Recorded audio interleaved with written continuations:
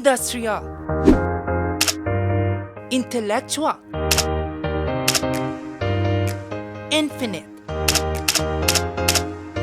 Ito ang tatlong I that embodies a modern Ordua. Ganito ang hanap ngayon sa ika-10 edisyon ng Limgas na Pangasinan. This is the official press presentation and sashing ceremony of the Limgas na Pangasinan 2026. At nito lamang Sabado, March 21, ipinakilala na sa publiko ang 19 na Limgas candidates.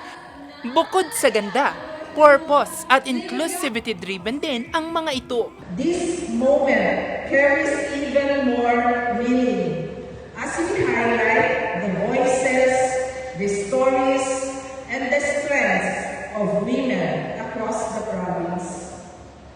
Limgas na Pangasinan has always been more than a pageant. It is a space where young women step forward not only to represent their LGUs, but to express their purpose, share their advocacies, and show the kind of leadership they hope to inspire. Binigyang diin naman ni First Spouses League Chairperson Maan Tuason Gico ang tapang ng mga kababaihan. When we speak of beauty beyond barriers, we are reminded that true beauty is not confined to standards, titles, or appearances. It goes beyond what we see.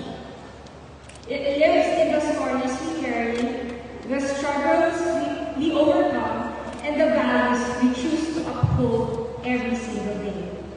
Ang bagong Limgas sa Pangasinan nakatakdang koronahan sa buwan ng Abril kasabay ng pagdiriwang ng Pista Idaya 2026. Jose Robert Inventor, RNG News.